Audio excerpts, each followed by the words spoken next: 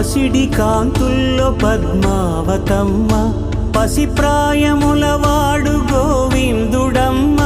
విరివలపు ప్రణయాల చెలి మనసు గెలిచాకే కళ్యాణ కళలులికినాడమ్మ. ఆకాశరాజునకు సరితూబు సిరి కొరకు రుణమైన వెనుకాడలేదమ్మ.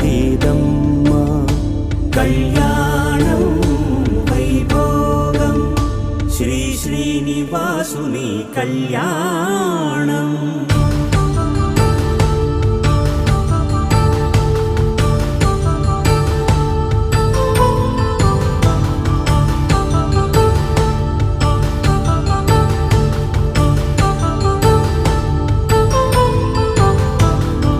వేదమంత్రం అగ్ని సాక్ష్యం జరిపించు ఉత్సవాన, పసుపు కుంకాలు పంచభూతాలు కొలువైన మండపాన.